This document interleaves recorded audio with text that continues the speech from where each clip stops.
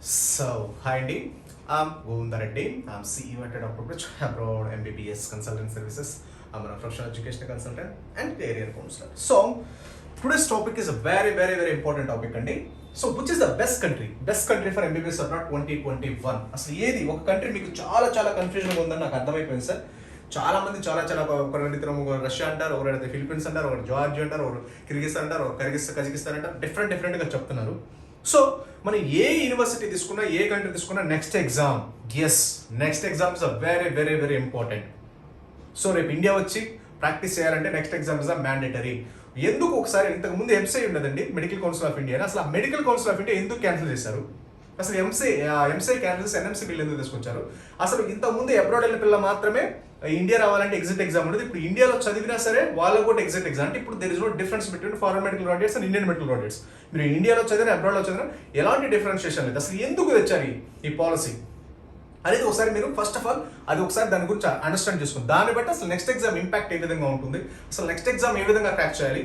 ఎందుకంటే మా ఇక్కడ క్రాక్ చేయలేదు అనుకోండి, మళ్ళీ USA UK Canada Australia New Zealand Germany అంటారు. సో అక్కడ సార్ అసలు అక్కడ ఆపర్చునిటీస్ లేవు. ఫస్ట్ ఆఫ్ ఆల్ గుర్తుపెట్టుకోండి, చాలా రేర్. 1%, 2%, 3%, 4%. ఎందుకంటే అక్కడ మన డాక్టర్ రిక్వైర్మెంట్ ఎక్కడ ఉంటుంది, పాపులేషన్ ఎక్కువ ఎక్కడ ఉంటే అక్కడ ఉంటుంది. మన ఇండియాలో ప్రపంచంలో గల పాపులేషన్ మన ఇండియాలో ఎక్కువ ఉంది. సో అందుకని మీరు యూఎస్ వెళ్ళాలంటే 1%, 2%, 3%. ఒకసారి ఫెయిల్ అయితే 8 years రాయనివ్వరు. అలా డిఫరెంట్. అది కాక పాపులేషన్ చాలా తక్కువ. యూఎస్ఏ పాపులేషన్ చాలా తక్కువ, 30 crores. UK population 6 crores. New Zealand population 50 lakhs. Australia population 2.5 crores. Canada population 3.5 crores. అంటే చాలా మన స్టేట్ 2-3 స్టేట్లు, మన సౌత్ ఇండియా అంతా కూడా ఉండదు. టోటల్ 5 countries సంబంధించి పాపులేషన్. సో పాపులేషన్ చాలా తక్కువ. ఎంట్రీ రిక్వైర్మెంట్ చాలా కష్టం. ఎగ్జిట్ రిక్వైర్మెంట్ ఇంకా కష్టం ఆ డెవలప్డ్ కంట్రీస్. ఎందుకంటే there is no need of requirement of any doctors. మన రిక్వైర్మెంట్ ఎప్పుడు ఉంటుంది, ఎక్కువ పాపులేషన్ ఉంటే మన రిక్వైర్మెంట్ ఉంటుంది. అందుకని నేను చెప్పేది ఏంటంటే ఇండియాలో ప్రాక్టీస్ చేయాలంటే నెక్స్ట్ ఎగ్జామ్ క్రాక్ చేయాలి. నెక్స్ట్ ఎగ్జామ్ అనేది high level of competitive exam, subject oriented exam, clinical oriented exam, analytical thinking oriented exam, international standardized exam. So కాబట్టి ఆ ఎగ్జామ్ని 100% క్రాక్ చేయాలి. మీరు ఏది చేసినా చేయకపోయినా ఇది చేస్తే ఆటోమేటిక్ అన్నీ అవుతాయి. అదేవి అవ్వడానికి ఉండదు. మీకు అర్థమవుతుందా? ఇది చాలా సింపుల్గా ఉంటుంది. ఎప్పుడు ఏదైనా ఒక ఎగ్జామ్ ఎప్పుడు సింపుల్గా ఉంటుంది, రిక్వైర్మెంట్ ఎక్కువ ఉంటే సింపుల్గా ఉంటుంది. ఎక్కువ మందిని ఎప్పుడు అలౌ చేస్తారు లోపలికి, రిక్వైర్మెంట్ ఉంటే. ఎప్పుడు రిక్వైర్మెంట్ ఉంటుంది, ఎక్కువ పాపులేషన్ ఉంటే రిక్వైర్మెంట్ ఉంటుంది, రైట్? సో కాబట్టి ఇండియా వచ్చి నెక్స్ట్ ఎగ్జామ్ రాయడానికి మాత్రం మీరు చూడండి. మీరు అవుట్ ఆఫ్ వెళ్దాము అని ఏదోదో డిఫరెంట్ అడ్వర్టైజ్మెంట్స్ కానీ, టీవీ ప్రమోషన్స్ కానీ, లేకపోతే ఇంకోటి చూసి అదో రకంగా మీరు వేసేసి అది ఎవరో డిఫరెంట్ డిస్కౌంట్స్ అని, లేకపోతే ఇంకోటి అని మీరు అనవసరంగా మౌల్డ్ అవ్వద్దు. సో అసలు ఏంటి ఆ నెక్స్ట్ ఎగ్జామ్ ఎలా క్రాక్ చేయాలి, దాని స్టాండర్డ్స్ ఏ విధంగా ఉంటాయి అనేది వేరే దాన్ని బట్టి ఒక కంట్రీ సెలెక్ట్ చేసుకోవాలి, దాన్ని బట్టి ఒక యూనివర్సిటీ సెలెక్ట్ చేసుకోవాలి. సో ఈ రోజు భాగంగా అసలు ఒక కంట్రీ ఏ విధంగా సెలెక్ట్ చేసుకోవాలి, టుమారో ఒక యూనివర్సిటీ ఏ విధంగా సెలెక్ట్ చేసుకోవాలి చెప్తాను. సో ఏదైనా ఒక కంట్రీ సెలెక్ట్ చేసుకోవాలన్నప్పుడు కొన్ని పారామీటర్స్ ఉంటాయి. నేను 10 parameters తీసుకున్నాను.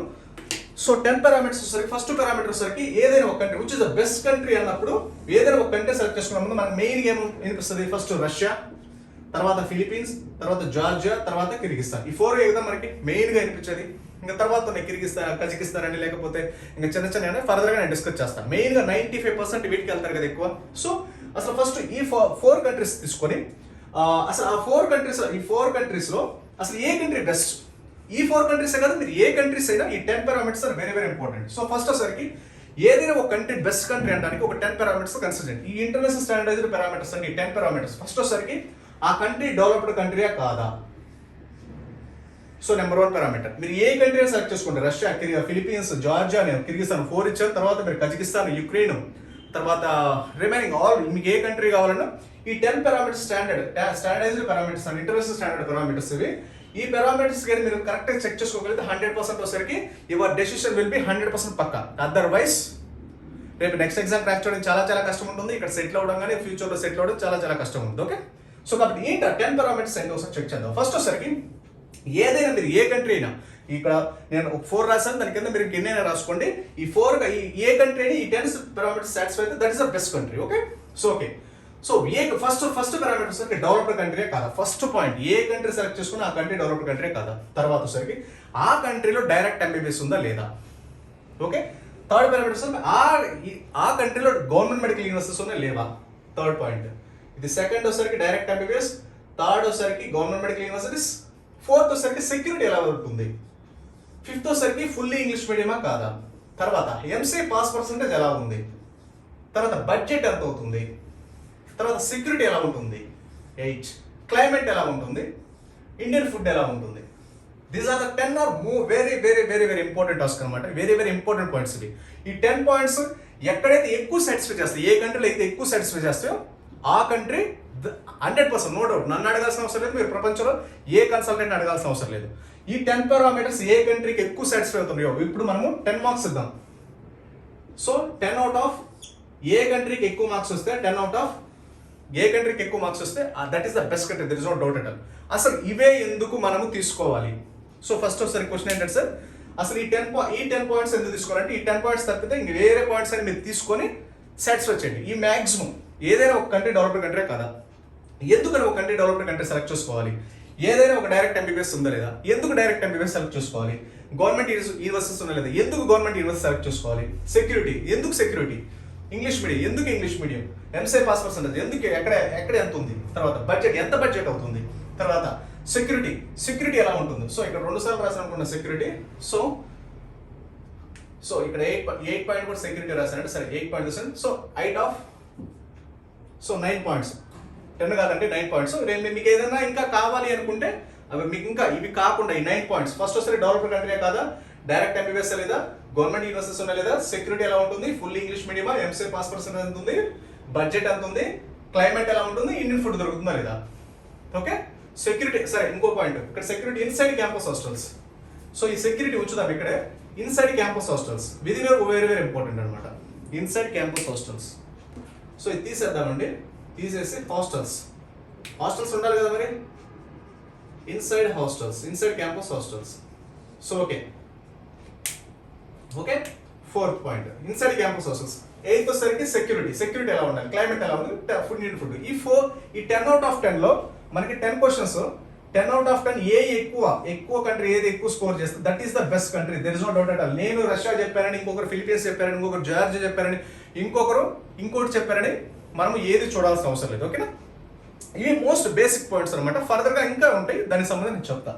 ఓకే, సో మాక్సిమం ఈ 10 పాయింట్స్ అనేది మీరు రాసి పెట్టుకోండి సార్. ఈ వీడియో అంతా మీరు లాస్ట్ నుంచి చివరి వరకు చూస్తే మీకు 100% క్లారిటీ వస్తుంది. ఓకే, సో ఎందుకు ఈ 10 పారామీటర్స్ ఎందుకు సాటిస్ఫై చేయాలి? ఎందుకంటే సార్ ఫస్ట్ పారామీటర్ అంటే డెవలప్డ్ కంట్రీ. అసలు డెవలప్డ్ కంట్రీ ఎందుకు సెలెక్ట్ చేసుకోవాలి? మతలబ్ అంతా ఇక్కడే ఉంది సార్. ఒక డెవలప్డ్ కంట్రీ సెలెక్ట్ చేసుకుంటే కళ్ళు మూసుకొని మీకు అన్ని పర్ఫెక్ట్గా ఉంటాయి. ఒకవేళ మీరు రాంగ్ చేసినా వాళ్ళు రాంగ్ చేయనప్పుడు రూల్స్ రెగ్యులేషన్స్ పర్ఫెక్ట్గా ఉంటాయి, ఎడ్యుకేషన్ సిస్టమ్ పర్ఫెక్ట్గా ఉంటుంది, సెక్యూరిటీ పర్ఫెక్ట్గా ఉంటుంది, క్వాలిటీ ఆఫ్ ఎడ్యుకేషన్ బాగుంటుంది, ఎవ్రీథింగ్ 100% పక్కాగా ఉంటాయి ఒక డెవలప్డ్ కంట్రీ అంటే. సో ఏదైనా ఈ కంట్రీస్లో మీరు ఏ కంట్రీ వెళ్ళినా సరే ఆ కంట్రీలో ఏది డెవలప్డ్ కంట్రీ నేను చెప్పాల్సిన అవసరం, మీరు గూగుల్లో సెర్చ్ చేసుకొని ఒక్కొక్క పాయింట్ని సాటిస్ఫై చేసుకుంటారా అండి, ఏది బెస్ట్ కంట్రీ అని మీకు అర్థమైపోయింది. సో ఇప్పుడు వెళ్దాము. సో ఓకే, డెవలప్డ్ కంట్రీ ఎందుకు వెళ్ళాలి? ఒక డెవలప్డ్ కంట్రీ ఎందుకు వెళ్ళాలంటే రూల్స్ రెగ్యులేషన్స్ పర్ఫెక్ట్గా ఉండాలి, right? Full 100% rules regulations. Developed country అంటేనే డెవలప్డ్ కంట్రీకి, డెవలపింగ్ కంట్రీకి, అండర్ డెవలప్డ్ కంట్రీస్కి డిఫరెన్స్ ఏంటంటే సార్, డెవలప్డ్ కంట్రీ అయితే రూల్స్ రెగ్యులేషన్స్ పర్ఫెక్ట్గా ఉంటాయి, అంత ఎవ్రీథింగ్ ఇస్ పర్ఫెక్ట్, ఎవరు ఏది చేయడానికి ఉండదు. అండర్ డెవలప్డ్ కంట్రీ అంటే ఎవరు ఏదైనా చేయొచ్చు. ఓకే, డెవలపింగ్ కంట్రీ అంటే సగం చేయొచ్చు, సగం వాళ్ళు చేస్తారు, అంటే మన ఇండియా మాదిరి. సో ఓకే, కాబట్టి ఏదైనా ఒక డెవలప్డ్ కంట్రీ అంటే 100% rules regulations, everything is very perfect. Education system కానీ, బడ్జెట్ కానీ, సెక్యూరిటీ కానీ, everything is very very very clear and ట్రాన్స్పరెంట్గా ఉంటుంది. మీరు సెకండ్ థాట్ వెళ్ళాల్సిన అవసరం లేదు. సో ఓకే, ఈ 4 కంట్రీస్ ఇంకా ఏమైనా కంట్రీస్ కావాలంటే ఇంకా చెక్ చేసుకోండి. Okay, so developed country Russia. So Russia మీరు చెక్ చేసుకోండి sir. Russia first ever the వరల్డ్లోనే ఫస్ట్ కంట్రీ డెవలప్డ్ కంట్రీ అంటే Russia. So this is number 1, right? So Philippines developed country కాదు, జార్జియా కాదు, Kyrgyzstan under developed country. So కాబట్టి check చేసుకోండి, Kyrgyzstan under developed country. Georgia population మీకు తెలుసా sir? Georgia population వచ్చేసరికి 25 lakhs. Okay, Kyrgyzstan population వచ్చేసరికి 60 lakhs. Philippines వచ్చేసరికి మీకు చూడండి, ఫిలిపీన్స్ అనేది కంట్రీ కాదండి, సెట్ ఆఫ్ ఐలాండ్స్. 5,400 ఐలాండ్స్ ఉంటాయి, 5,400 ఐలాండ్స్, చిన్న ఐలాండ్స్. ఒక ఐలాండ్కి వెళ్ళడానికి బోట్స్లో వెళ్ళాలి, రోడ్స్లో వెళ్ళడానికి ఉండదు. ఒక 100 kilometers రోడ్ కూడా పర్ఫెక్ట్గా ఉండదు. ఓకే, సో కాబట్టి ఫిలిపీన్స్ అనేది మనకి వాళ్ళకి ఒక 20 to 30 years డిఫరెన్స్ ఉంటుంది. అంటే మన ఇండియానే చాలా అడ్వాన్స్డ్గా ఉంటుంది ఫిలిపీన్స్తో. కానీ ఇంకా జార్జియా, కిర్గిస్థాన్ అంటే 60 years, జార్జియా అంటే ఒక 40 to 30 years. ఇవేవి డెవలప్డ్ కంట్రీస్ కావు. ఎవరైనా చెప్తే 100% అవుతావు. కాబట్టి మీరు ఒకసారి చెక్ చేసుకోండి, ఒకసారి మీరు గూగుల్లో సెర్చ్ చేసుకోండి, డెవలప్డ్ కంట్రీ, డెవలపింగ్ కంట్రీయా, అండర్ డెవలప్డ్ కంట్రీయా, ఏదైనా ఒక డెవలప్డ్ కంట్రీ సెలెక్ట్ చేసుకుంటే ఎవ్రీథింగ్ ఇస్ పర్ఫెక్ట్. ఓకే, అంతకుమించి నేను చెప్పను. మీరు డెవలప్డ్ కంట్రీ అంటే రూల్స్ రెగ్యులేషన్స్ పర్ఫెక్ట్గా ఉంటాయి, అన్నీ పర్ఫెక్ట్గా ఉంటాయి. ఎవరు మీకు ఏ టీవీలో ప్రమోషన్స్ ఇవ్వాల్సిన అవసరం లేదు. అందుకే రష్యాకి ఎక్కడ ప్రమోషన్స్ ఉండవు, సీట్స్ వెరీ లిమిటెడ్గా ఉంటాయి. That government medical universities, research medical universities, Sputnik vaccination, Nobel prize award universities very పక్కాగా ఉంటాయి. Everything is very true and ట్రాన్స్పరెంట్గా ఉంటుంది. ఓకే, సో మీరు అర్థం చేసుకోవచ్చు ఇక్కడే. సార్ డైరెక్ట్ ఎంబీబీఎస్, ఎస్ రష్యాలో డైరెక్ట్ ఎంబీబీఎస్ అండి. So Philippines there is no direct MBBS. కంపల్సరీగా 2 years ఇంటర్ చదవాలి. ఇంటర్ చదివిన తర్వాత మళ్ళా ఎన్మెట్ ఎగ్జామ్ రాయాలి. అది పాస్ అయితేనే మీకు ఎంబీబీఎస్లోకి వెళ్తారు. ఆ తర్వాత MBBS 3 years 1 year internship. So కాబట్టి ఫిలిపీన్స్లో డైరెక్ట్ ఎంబీబీఎస్ ఉందా? లేదు. ఎస్ మీరు చెక్ చేసుకోవచ్చు.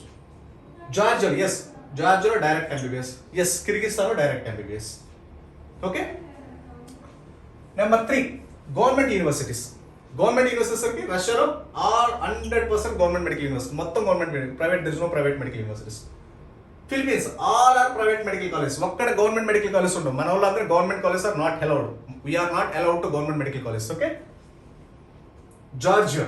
సో జార్జియాలో ఒకటి ఎంత సార్, 1-2 ఉంటాయి government medical college, all are private medical college. అన్ని కన్సల్టెంట్ చేతుల్లో ఉంటాయి. మీరు జార్జియా వెళ్ళే ముందు 2 పాయింట్లు గుర్తుపెట్టుకోండి. సో ఒకటోసరికి అక్కడ అది government medical college, private medical college, most of them 90% are private medical college. Okay, 90% private medical college, government medical college 1-2 ఉన్నాయి. So most of them consultant చేతుల్లో ఉంటాయి. జార్జియా ఒకటి, కిర్గిస్తాన్ ఒకటి, ఫిలిపీన్స్ ఒకటి. ఎన్ని కన్సల్టెంట్ మెయింటైన్ చేస్తారు, గవర్నమెంట్ మెయింటైన్ చేయదు. మీరు జార్జియా వెళ్ళే ముందు Indian embassy Georgia student advisor అని గూగుల్లో సెర్చ్ చేయండి, మీకు క్లియర్గా కనిపిస్తుంది ప్రతి point. Kyrgyzstan there is no government medical college. So ఒక గవర్నమెంట్ మెడికల్ కాలేజ్ అడ్వాంటేజ్ ఏంటంటే సార్, సో ఒక గవర్నమెంట్ మెడికల్ కాలేజ్ తీసుకుంటే మీకు రూల్స్ రెగ్యులేషన్స్ 100% పక్కాగా ఉంటాయి. గవర్నమెంట్ మెడికల్ కాలేజ్ అంటేనే ఓల్డెస్ట్ గవర్నమెంట్ మెడికల్ యూనివర్సిటీస్ ఉంటాయి కాబట్టి ఉంటేనే మనకి ఎడ్యుకేషన్ సిస్టమ్ కానీ ఫీ స్ట్రక్చర్ కానీ మీరు చాలా మంది భయపడతారు. సార్ మేము ఇక్కడ 20 లక్షలు అనుకుంటే అక్కడికి వెళ్ళిన తర్వాత 40 అయింది, 50 అయింది, 60 అయింది అంటారు. గవర్నమెంట్ మెడికల్ కాలేజ్ అలా ఉండవు, మీకు పక్కాగా అగ్రిమెంట్ ఇస్తారు. ఎవ్రీథింగ్ ఫీజులు are constant fees, constant hostels, everything is very clear and ట్రాన్స్పరెంట్గా ఉంటుంది. మీకు అగ్రిమెంట్స్ కూడా ప్రొవైడ్ చేస్తారు.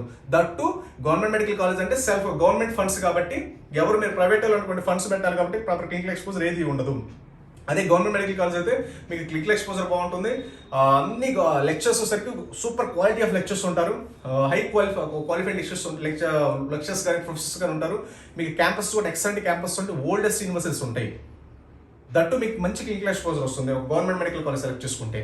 ఓకే, అండ్ దట్టు ఫీజులు కూడా చాలా తక్కువ ఉంటాయి. సో మీకు చూడండి, కిర్గిస్తాన్లో మీకు ఎక్కడ ప్రైవేట్ గవర్నమెంట్ మెడికల్ కాలేజ్ ఉంటుంది. జార్జియాలో మీకు వెళ్ళే ఏ మెడికల్ కాలేజ్ కూడా government medical, almost 90% of the consultant చేతుల్లో ఉంటాయి. That private medical colleges.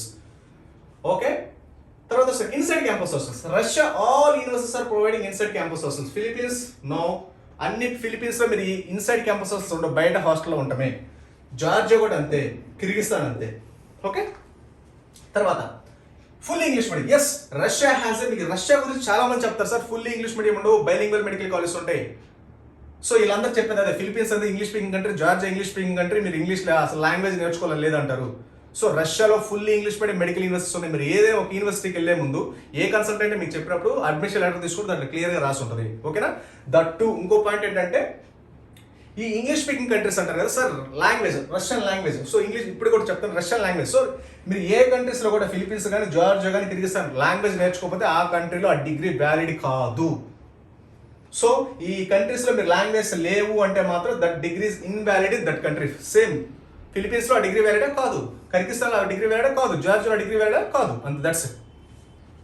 So okay, full English medium. Yes ఇక్కడ ఇంగ్లీష్ మీడియం ఉంది, ఇక్కడ ఇంగ్లీష్ మీడియం, ఇక్కడ ఇంగ్లీష్ మీడియం. రష్యాలో కూడా ఇంగ్లీష్, ఆల్ ఇంటర్నేషనల్ స్టూడెంట్స్కి రష్యాలో ఇంగ్లీష్ మీడియం మెడికల్ యూనివర్సిటీస్ దే. ఓకే, మీరు అడ్మిషన్ లెటర్ తీసుకుంటే కన్ఫర్మేషన్ వస్తుంది. అండ్ లాంగ్వేజ్ అంటారా, ఓన్లీ రష్యన్ లాంగ్వేజ్ నేర్చుకోవాలి, రిమైనింగ్ ఏ కంట్రీస్లో అవసరం లేదు అంటారు. అది 100% అబద్ధము. నేర్చుకోకపోతే ఆ degree invalid in that country. Okay, కావాలంటే చెక్ చేసుకోండి.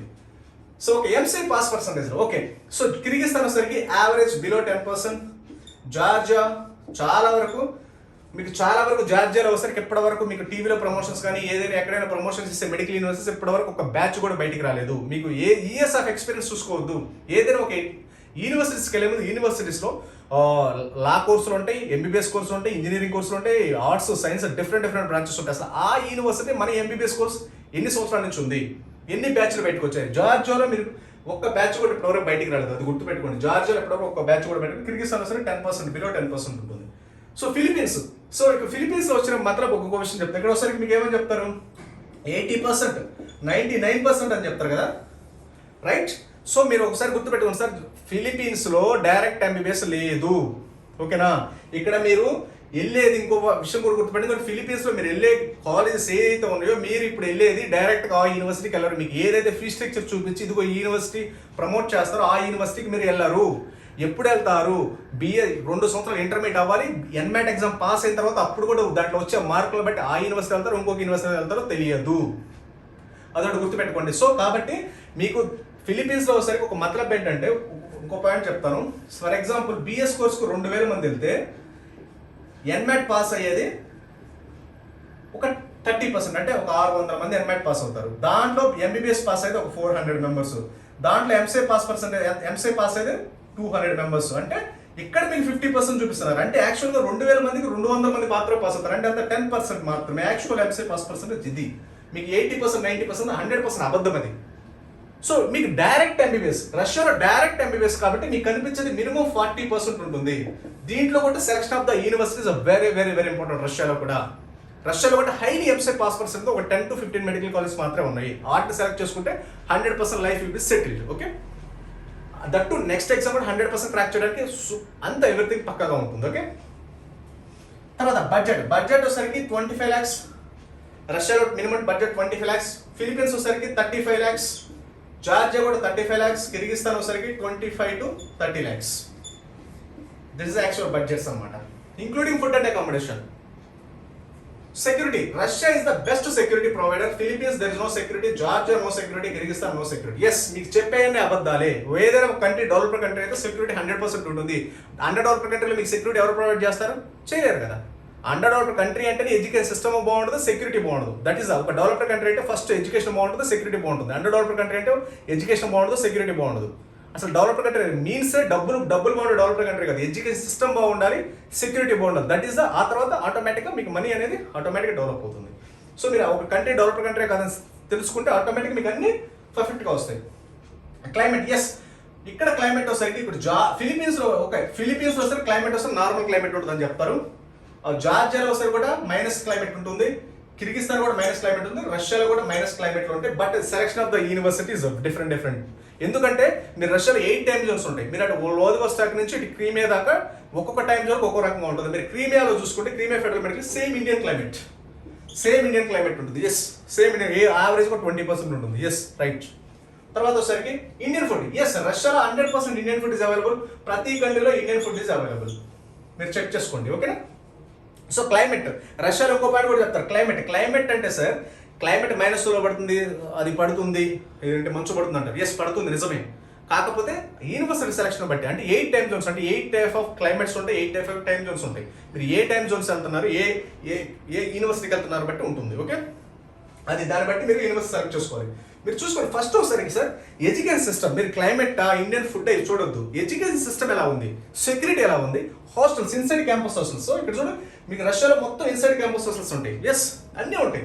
మీకు రష్యాలో చూడండి 1 2 3 4 5 6 7 8 9, ఆల్మోస్ట్ 9 out of 10 వచ్చినాయి. రష్యా వచ్చేసరికి 9 out of 10. తర్వాత ఫిలిపీన్స్ చూసుకోండి, 1 2.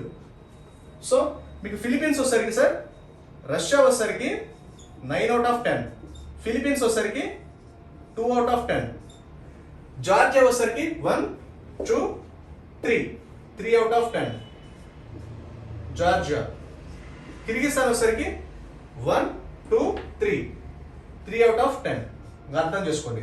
9 out of 10 ఎక్కడ, 2 out of 10 ఎక్కడ, 3 out of 10 ఎక్కడ, 3 out of 10 ఎక్కడ. కావాలంటే నేను చెప్పిన మీరు క్రాస్ చెక్ చేసుకోవచ్చు. This is the way of selection of the country. మీరు ఇంకొక కిర్గిస్థాన్ తీసుకుని, లేదా ఇంకో కంట్రీ తీసుకుని ఈ 10 పాయింట్స్ ఉన్నాయా లేవా, ఏదైనా ఫస్ట్ ఆఫ్ ఆల్ మీరు ఒక నెక్స్ట్ ఇవన్నీ పాయింట్స్ కలెక్ట్ చేసుకున్న తర్వాత ఇండివిజువల్ ఒక కంట్రీ గురించి తెలుసుకోవాలి. మళ్ళీ నేను 10 పాయింట్లు చెప్పాను ఒక కంట్రీ గురించి. దీంతో పాటు ఫస్ట్ డెవలప్డ్ కంట్రీ కాదా, డెవలప్డ్ కంట్రీ అయితే మీకు సెక్యూరిటీ బాగుంటుంది, ఇన్సైడ్ క్యాంపస్ హౌస్లో బాగుంటుంది, ఇండియన్ ఫుడ్ దొరుకుతుంది, అంతా everything education systems very very పక్కగా ఉంటుంది. There is no doubt at all, okay. First ఆ కంట్రీ డెవలప్డ్ కంట్రీ కదా సెలెక్ట్ చేసుకోండి. ఇంకా రిమైనింగ్ ఆటోమేటిక్గా ఎవ్రీథింగ్ పర్ఫెక్ట్గా ఉంటుంది, ఓకే. రష్యాలో వచ్చేసరికి చెప్పాను కదా, రష్యాలో రష్యన్ లాంగ్వేజ్ నేర్చుకోవాలండి, క్లైమేట్ హార్ష్గా ఉంటుందండి, తర్వాత ఏంటంటే 3 years ఇంగ్లీష్ మీడియం అండి, 3 years బైలింగ్ అంటారు. 100% అబద్ధము. మీకు ఒక అడ్మిషన్ లెటర్ తీసుకుంటే క్లియర్ కట్గా ప్రతిదీ ఉంటుంది. ఒక యూనివర్సిటీకి వెళ్ళే ముందు అక్కడ క్లైమేట్ ఎలా ఉందో చెక్ చేసుకుంటే సరిపోతుంది. అంతేనా కదా? ఇప్పుడు 3 years ఇంగ్లీష్ మీడియం, 3 years బైలింగ్ ఉన్నారు సార్. అడ్మిషన్ లెటర్ తీసుకుంటే 6 years ఇంగ్లీష్ మీడియం రాసి ఉంటారు కదా, ఇంకేంటి మరి అక్కడ? Just they are motivating, convert to other universities or other countries. Okay, harsh climates, మంచు పడుతుంది, ఎస్ పడుతుంది, బట్ బేస్డ్ ఆన్ యూనివర్సిటీని బట్టి ఉంటుంది. 8 time zones ఉంటాయి. ఓకే, తర్వాత నన్ను మీకు వరల్డ్ బెస్ట్, రష్యా అంటే best universities, best fully English medium, inside campus hostels, Indian food available, excellent security, world develop, very friendly nation. ఇండియాకి చాలా చాలా ఫ్రెండ్లీ కంట్రీ. ఇవన్నీ Georgia 25 lakhs population, Kyrgyzstan 60 lakhs population, Philippines $100 country. Just చెప్పడానికి మాత్రం. Philippines 3 years MBBS ఉంటుంది. Okay, నేను ఇండివిజువల్గా 3-4 countries గురించి నేను సపరేట్గా వీడియో చేస్తాను. బట్ ఈ 10 పారామీటర్స్ తీసుకుంటే మీరు చెక్ చేసుకోండి. రష్యా ఒకసారి 9 out of 10 వచ్చినాయి, ఫిలిపీన్స్ 2 out of 10, జార్జియా ఒకసారి 3 out of 10, Kyrgyzstan 3 out of 10. దీన్ని బట్టి మీరు ఒక యూనివర్సిటీస్ సెలెక్ట్ చేసుకోండి. ఇంకా ఇంతకంటే మంచి పారామీటర్స్ కావాలి అంటే నన్ను అడగండి, ఇంకా వాట్సాప్ చేయండి. మీకు ఫర్దర్ పారామీటర్ ఏదైనా ఉంటే ఏదైనా డౌట్ ఉంటే నా will update you. Okay, thank you very much.